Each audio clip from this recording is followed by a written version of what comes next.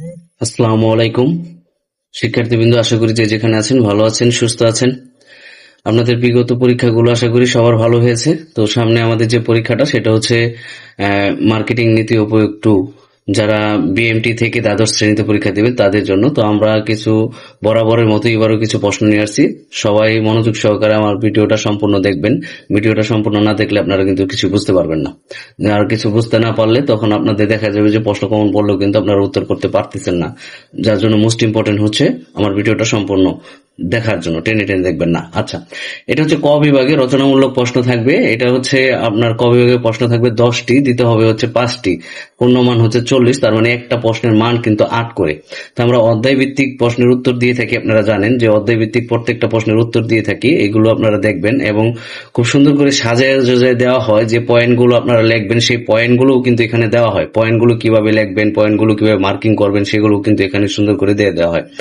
তো আপনারা যেটা করবেন যে প্রশ্নগুলো দেখবেন, প্রশ্নগুলো একাধিক প্রশ্ন থাকে, একাধিক প্রশ্নগুলো কিন্তু পড়তে হবে। আপনারা প্রশ্ন না পড়ে যে তারপরে বলেন যে স্যার আসেনি, তারপরে আপনারা পরীক্ষা দিয়ে এসে কিন্তু দেখেন যে ঠিক না আসছে, আসলে আপনি প্রশ্ন পড়া হয়নি আপনার, যেটা হচ্ছে মূল ইম্পর্টেন্ট কথা। তো আমরা অধ্যায় ভিত্তিক দিয়ে দিচ্ছি, একটা অধ্যায় থেকে বেশি প্রশ্ন দেওয়া হয় নাই, 4টা থেকে 5টা প্রশ্ন দেওয়া হয়েছে।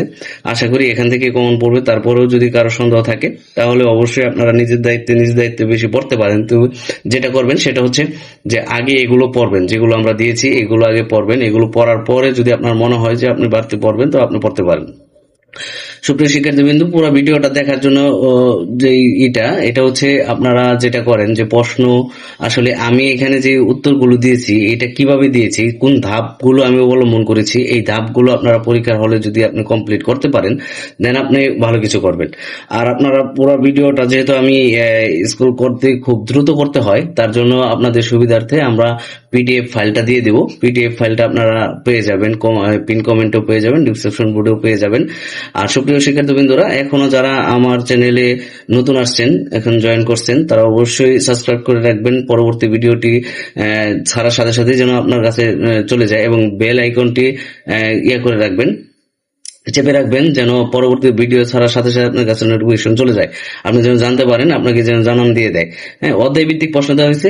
আপনারা অনেকেই ভাবেন যে অনেক প্রশ্ন না, আসলে একটা প্রশ্নের মান হচ্ছে 8। একটা প্রশ্নের মান যদি 8 হয়, সেই প্রশ্নগুলো আসলে একটু দীর্ঘ না হলে কিন্তু আপনাকে 8 দিবে না। আপনারা খুব ভালো করে জানেন আপনারা একটা সৃজনশীল কিন্তু 5 মার্কের জন্য লিখেছেন।